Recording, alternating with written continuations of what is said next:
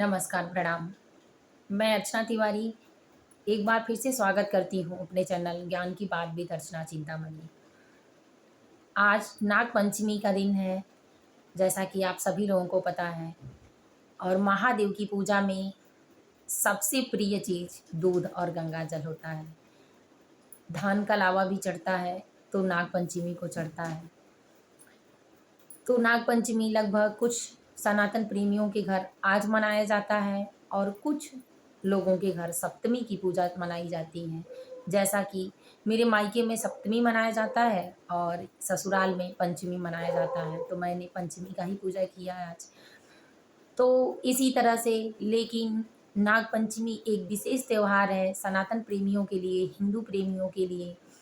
सनातन प्रेमियों के लिए नाग में जितना सनातन धर्म में कीड़े-मकोड़े, जो साँप है, नाग हैं जिसको देवता कहा जाता है, वासुकी जो देवता नागों के राजा हैं, उनकी मानवता होती है और आज के दिन उनको भी हमारे प्रथा में जो हमारा धर्म है, उसमें हर एक का सम्मान होता है। उसी सम्मान के माध्यम से आज नाग पंचमी को भी मनाया जाता है। और नाग पंचमी एक ऐसा विशेष त्योहार है कि नाग पंचमी पे नाग पंचमी की कथा सुनने से पितृदोष जो होते हैं, साढ़े साती होती है, वो तो दूर होता ही होता है, लेकिन अनेक जन्मों के पाप भी दूर हो जाते हैं।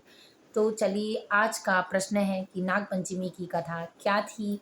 नाग पंचमी क्यों मनाया जाता है? और नाग पंचमी पर ऐसा क्या हुआ था कि जिससे नाग पंचमी मनाया जाता है और किसके लिए मनाया जाता है?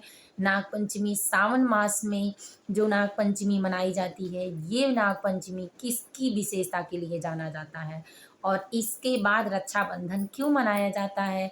और रक्षाबंधन के पहले नाग पंचमी क्यों मनाया जाता है? और अनेक विशेषताएँ हैं इसकी, इसके महत्व हैं।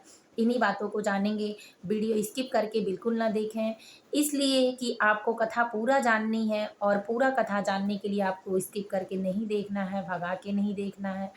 तो जितना हो सके जल्दी फ़ास्ट सुनते हैं और कहते हैं, तो इसी बात को जानेंगे। पूरा कथा सुनने से ही आपको पुण्य फल की प्राप्ति होगी और जो नाग पंचमी की पूजा नहीं कर पाता है, वो कथा सुन ले तो भी उसी पुण्य का भागीदार हो जाता है। नाग पंचमी के दिन अपनी विश को पूरा करने के लिए भगवान नाग देवता को खुश करने के लिए उनके होल के पास अगर दूध और लावा कोई रखता है या उनके बेल में दूध लावा चढ़ा देता है, शिवलिंग पे चढ़ाता है, तो आज नाग पंचमी की बस इतनी सी व्यवस्था करने से और इतना साधारण उपाय करने से काल सर्प जो दोष होता है वो दूर हो जाता है। जिसके कुंडली में बिगड़े हुए नक्षत्र होते हैं, वो बिगड़े हुए नक्षत्र ठीक हो जाते हैं। जिससे महापाप हुआ रहता है, अगर उस पाप को कोई व्यक्ति दोहराता नहीं है, तो नाग पंचमी पे भगवान भोलेनाथ और नाग देवता की पूजा दूध और लावा गंगा जल से करने से मात्र से ही ठीक हो जाता है। तो चलिए जानते हैं, कथा शुरू करते हैं और कथा पूरा सुनें आप और एक बार विचार ज़रूर करें कि क्या सही है, क्या गलत है। कमेंट में एक बार फिर पहले की तरह हर हर महादेव पहले ज़रूर लिख दें और वीडियो को स्किप करके बिल्कुल ना देखें, लाइक ज़रूर करें। चलिए जानते हैं, पुरातन समय में एक सेठ रहा करते थे। उस सेठ के 7 बेटे थे, उस सेठ के 7 बेटे थे और 7 बहुएँ थीं। सातों बेटे और सातों बहुओं में सामंजस्य अच्छा था। सब लोग एक साथ रहते थे, पूरे परिवार के लोग, और पूरे परिवार के लोग साथ बनाना खाना सारी चीज़ें होती थीं। आपको पुरानी परंपरा के अनुसार पता है कि देवरान जेठान की बातें में टोन में ज़रूर होती हैं और थोड़ी बहुत चीज़ें 9-10 की अंतर होती हैं, क्योंकि जहाँ 10 बर्तन होता है वहाँ आवाज़ आती ही आती है। तो इसी तरह का परिवार था। सब सुसज्जित थे लेकिन दिखावे में अंदर जो छोटी बहू सबसे थी, उसका कोई भाई नहीं था, तो जो और 6 बहुएँ बड़ी थीं, वो हमेशा उसको ताना दिया करती थीं। तो एक दिन ऐसा हुआ कि कुछ दिन जब शादी के बीत गए, सारी बहुएँ एक साथ थीं, तो सारी बहुएँ जो 6 बहुएँ थीं छोटी बहू से, वो सब मायके चली गईं। छोटी बहू बची, तो उससे कह के गईं कि बहू तुम्हारा तो कोई है ही नहीं है, तो तुम मायके कहाँ जाओगी? और उसके मायके का कोई पता ठिकाना नहीं था, कोई नहीं था। तो इसीलिए वो दुखी होकर चुपचाप बैठी थी। फिर सोचती रही तब तक जो 6 बहुएँ थीं, वो 6 बहुओं का जाना मायके उस दिन टल गया और दूसरे दिन मायके जाने लगीं। तो जिस दिन टल गया उस दिन नागपंचमी था। नागपंचमी के दिन ही सातों बहुएँ घर से बाहर गईं और ये कह के गईं कि उनके घर में होल हो गया था, उसी होल को सीधा करने के लिए कि चलो मिट्टी लाके सभी लोग डाल दिया जाए। तो वो मिट्टी को लाने गईं। मिट्टी लाने गईं, खुरपा जो वो खोदने के लिए मिट्टी होता है वो, और वो जो टोकरी होती है वो लेके आईं और खोदने लगीं। तो 7 बहुएँ जब खोद दीं, तो उसमें से एक नाग निकला होल से। जब नाग निकला तो सब मारने लगीं 6 बहुएँ, तो छोटी बहू जो थी वही बचा ली और कही कि वो क्या कर रहा है, साधारण प्राणी है, अपना चला जाएगा, उसके बिल के पास कोई खोदेगा तो वो परेशान होकर बाहर आएगा ही आएगा, इसीलिए छोड़ दो, मत मारो, वो क्या कर रहे हैं, साधारण जानवर हैं। ऐसा कहकर बहुत सारी बातों को समझाकर बचा लिया और छुड़वा दिया। तो ये छुड़वाने के कारण नाग प्रसन्न हुए और जब ये 6 बहुएँ चली आईं घर पे गुस्सा के उसको छोड़ दी कि तब तुम ही करो, तो ये रोने लगी और चुप हो गई।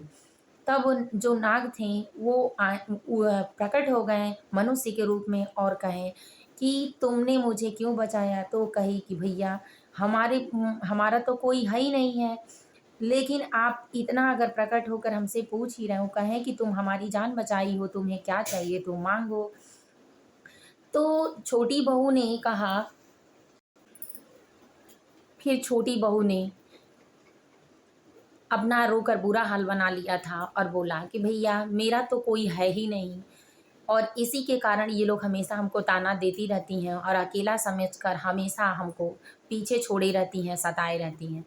तो इसलिए आप मेरे भाई बन जाइए और मुझे कुछ नहीं चाहिए। तो नाग खुश हो गए और ये कहें कि तुम लोगों ने तो मुझे मार ही डाला था, लेकिन प्यार में अगर तुमने हमको भैया कह ही दिया है अंत में, तो मैं तुम्हारा भाई बन जाऊँगा और तुम्हारी रक्षा करूँगा। तो इस तरह से दोनों लोगों में दोस्ती हो गई और अपने-अपने घर को चले गए। फिर कुछ दिन के बाद सारी बहुएँ अपने-अपने मायके फिर जाने लगीं और फिर इस बात को ताना कसने लगीं कि तुम्हारा तो कोई है ही नहीं है, तो तुम क्या जाओगी? तो वो बैठकर सब अपने-अपने मायके चली गईं और वो छोटी बहू जो थी सेठ की, वो बैठकर सोचने लगीं और नाग को याद करने लगीं कि चलो हमारा एक भाई है, जो याद करने के बाद ये तो कहेगा कि हम भाई हैं। तब तक बैठकर सोच रही थीं, आँसू टपक रहे थे, रोए जा रही थीं। तब नाग देवता को पता चला, क्योंकि भाई और बहन का रिश्ता ही ऐसा होता है पति-पत्नी का, जो खून के रिश्ते में बँध जाते हैं, आत्मा के दिल के रिश्ते में बँध जाते हैं, वो याद करते भी याद आ जाते हैं।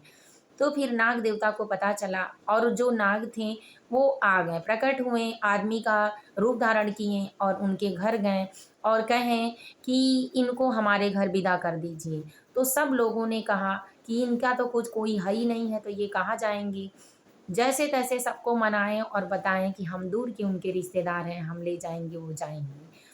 तो फिर ये भी तैयार हुईं और दोनों लोग साथ जाने लगे।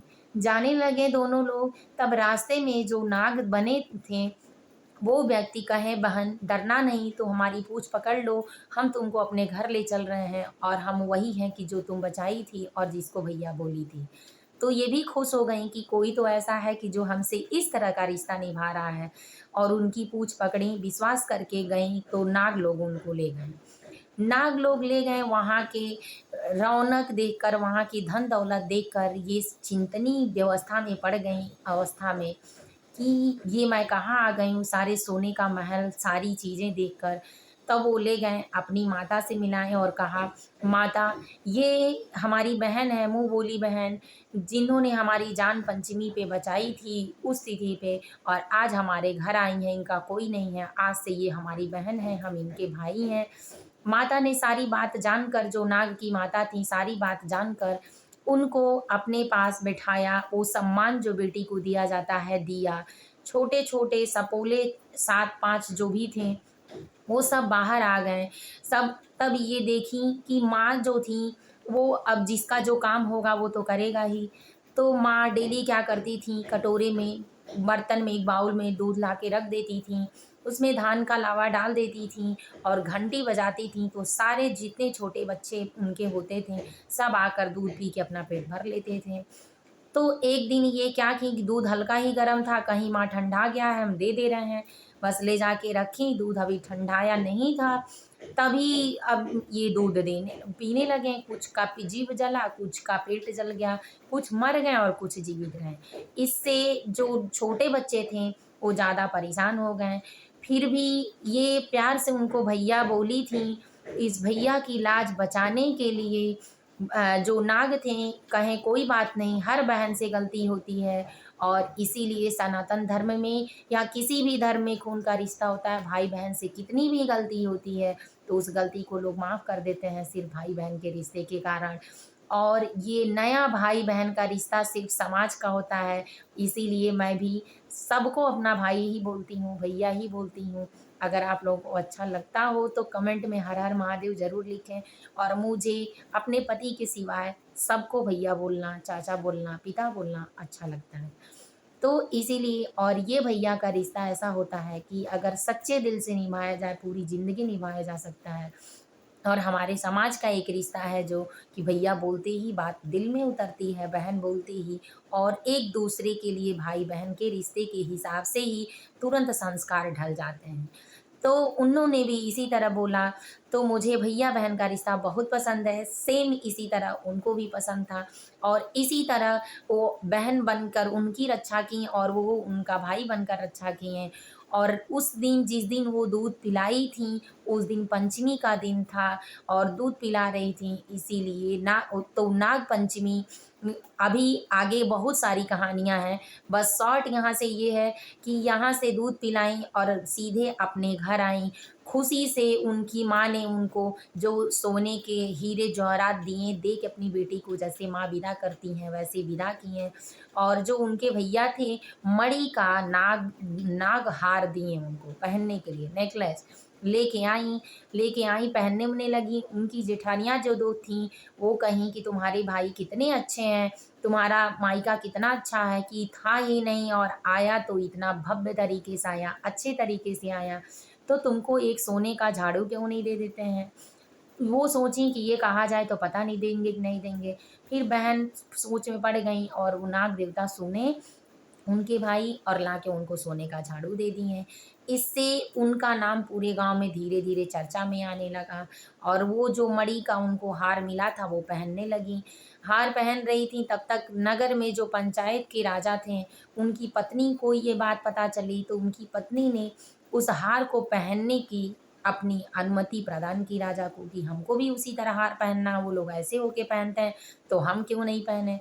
तो राजा उनको बुलवाए और हार मँगवा लिए। भाई वो लोग छोटे राजा के थे तो राजा पहले जो कहते थे वही होता था। तो मँगवा लिए और मँगवा कर रानी को दिए पहनने के लिए। जब रानी हार पहनने लगी यहाँ और वो जो दी थी उतार के उनकी बहन जो छोटी बहू सेठ की थी वो रोने लगी।